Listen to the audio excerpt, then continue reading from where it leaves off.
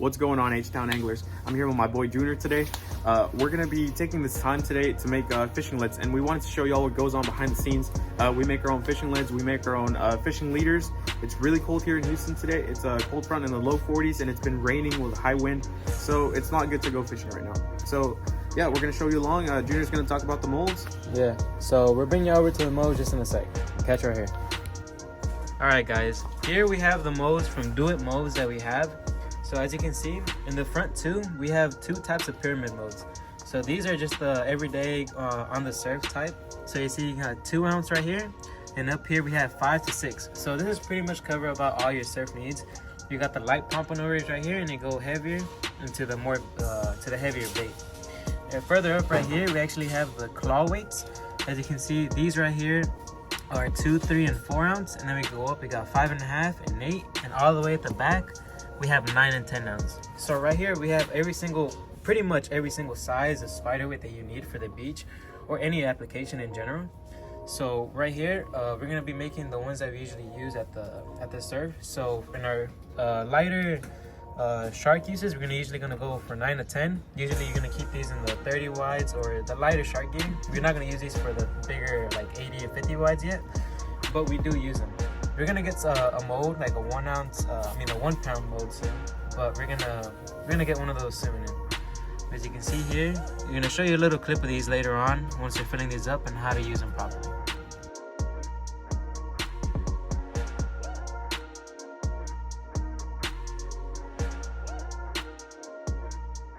Another thing we also want to add on is, as you can see, all of these molds look brand new, but actually this one in particular, this is my own. This is the 5 and 6 ounce torpedo pyramid weight.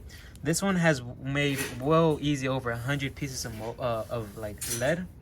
So this has paid itself off even like 2 or 3 times fold its own price. I also wanted to say that I definitely recommend you guys use spider weights. If you don't know how to use spider weights, we're gonna show you later on once they're done. But spider weights are awesome because they don't get snagged as much. They go down and they grab onto the sand or to the dirt at the bottom, and then you just pull them out, and you won't lose as many leads if you use spider weights. They're a little bit more expensive, but if you're making your own, you don't have to worry about that. So we're gonna get to cleaning the lead. We're gonna show you how we clean the lead, and then we're gonna show you how we pour the molds. And yeah, stick around. All right, you guys, so real quick, I wanted to tell you about lead. Whenever you're gonna be melting lead, you gotta be careful. If you're under 18, make sure you have adult supervision because it is dangerous. So make sure that you are in a ventilated area.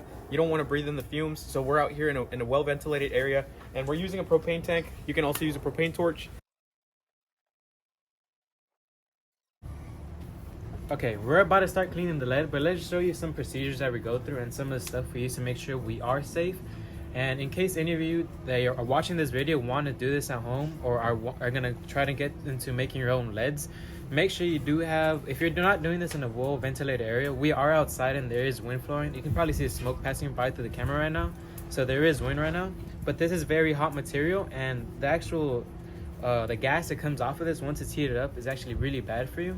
But if you're in a well ventilated area, you should be fine. As you can see, I'm wearing safety glasses, I'm wearing gloves, because if anything happens, you want some gloves that are going to protect you in the case of an emergency. But if you are in your garage doing this, make sure you wear a gas mask. And you see I do use one sometimes, but we're outside right now, so we should be okay.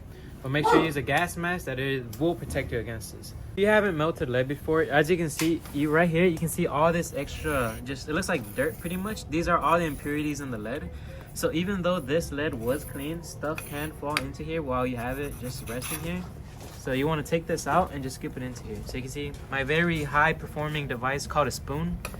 Take out all these impurities. As you can see, some trash, some extra floating material. So you want to take this out. So if you do leave this in here, this might clog up your molds. So you just want to make sure your lead is as pure as you can make it. You might be thinking to yourselves right now, where are we getting this lead? I'm going to show you some examples of where we actually get lead. We don't actually buy pure lead because that's very expensive to buy. So we're going to show you right here, as you can see some examples. These are actually just old fishing lids that we have. They're going to remelt these down right now. You're going to see us put these in there. So you can see these are rusted, these are bent now. You really wouldn't use these. These would be sitting down in your bottom of your little lead box that you have. And also, actually, you can see right here, this is a lead tire balance weight. So you got to be careful when you use these because some of these aren't lead and some of these are synthetic materials, but this one is lead. We're gonna throw this in there, and this piece on top isn't actually lead, but this will float to the top if it's lead. And this is also what's it called, lead tubing used for houses. This is also lead, so you're gonna see us throw this in there and it'll melt down in a bit.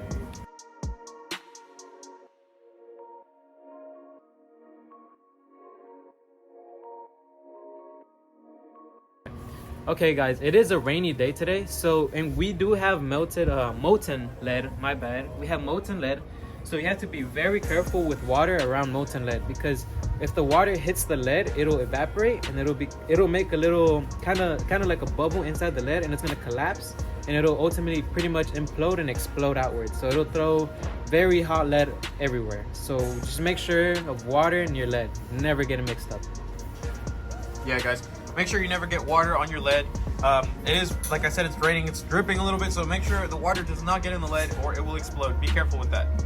Water and lead don't mix. Guys, so we're gonna start actually starting to pour the lead now, but we're actually gonna start off with this 2-ounce pyramid weight. As you can see, this was my test run. As you can see, this is a very beautiful 2-ounce that I have. It's pretty much perfect. As you can see, it's really shiny. This is about what you see at the store, even better, honestly. But let me show you the mold right here. This is an actual mold, so you can see you can make 3 at a time, and all you have to do to make these is add this little eyelet that you can buy like at Academy, or you can buy it on Amazon. I actually bought a really big bundle of these on Amazon for pretty cheap. So all you have to do is close it, and you'll be able to see these 3 holes where you're gonna pour the lead. So an important detail you want to make sure you do is when you're pouring these is you want to pour nice and slow, and make sure you get a consistent stream of lead into this. So you'll see right now a little close-up of when I'm pouring this. So make sure you have a steady hand. As you can see, I have my pouring spoon right here. It's nice and warm. That's a good tip. You want to make sure if you're doing this with the spoon, you want to make sure your lead is hot. Now you're gonna see I'm putting the mold on here, so I have a good, nice stable. And then you're gonna want to make sure you got a good pour. That was a little sloppy, but move on to the next one. The third one. There you go. You're always gonna have a little bit over here. You can, if you're good enough and practice enough at this, you'll pretty much end with no extra residue. But let's check out how these go. Look at that, perfect. Beautiful 2-ounce pyramid. Yeah, so that lead will cool down really, really fast. Make sure you don't touch it with your bare hands, but it will cool real fast. All you have to do is take a little mallet, tap it out of the mold, and then you get your leads. As you saw, they just fell down. And what you can do is get a little pot, a metal pot with water, and you can put them in some cold water, and they will cool down really fast in a matter of seconds. But check those out, y'all.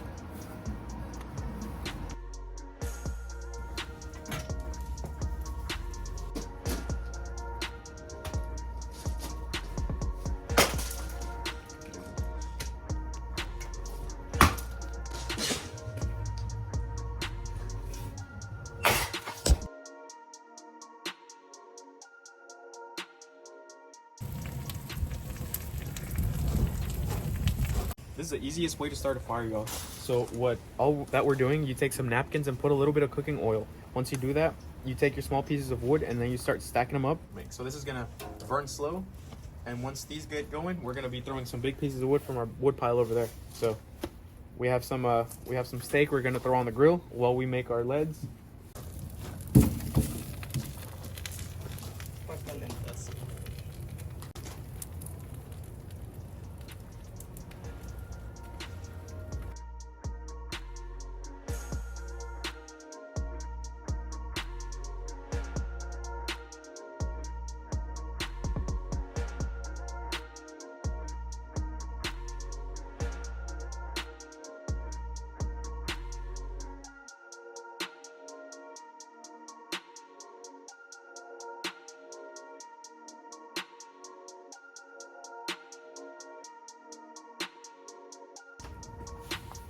So I wanted to take a second to tell y'all that it is an investment spending money on these molds. So maybe right away you'll spend a little bit of money on them, but in the long run it's gonna save you a ton of money going out there and getting your lead snagged up and having to go back to the store. Sometimes at a bait shop you can pay up to $10 for a 10-ounce spider weight. So this way we're gonna save a lot of money, and these guys will just pay themselves off. So I definitely recommend you get some do it molds. All right, guys, so we're done making. We made a bunch of pyramid weights. Now I'm going to show you how we make the spider weights. So each mold is different. Each mold tells you what gauge wire you want to get. So you can use stainless steel or you can use galvanized. Today we're going to be using these galvanized wire rolls. So all you're going to need is the wire, whichever gauge your mold is, and some wire cutters. So we have these Milwaukee wire cutters. We're going to use these. So I've already went ahead and I've cut the legs on the spider weight of my desired choice. I personally like to make larger spider weight legs. So we like to make longer legs for our spider weights so they grab on real good. So you want to make sure whenever you close your mold, it closes really, really well like this, so you won't have any of the lead pouring out. So when I open it, you can see that all we did was fold them in half, make this one like this so it has the loop, and that's going to be the eye of your lead. You're going to want to make one of the legs shorter than the other one, so whenever you put them in the mold, they're going to look something like this. They're going to be even at the bottom. So let's say we put it like that. So one of them is going to be the eye, the other one's going to be in between the lead, and at the end they're all going to be the same length. As you can see over here, they're the same length. You want to make sure you put them in here tight, hold it, and shut your mold. So as easy as that, y'all. Now all we have to do is pour the lead, and we'll show you how we pour it and what the finished product is going to look like.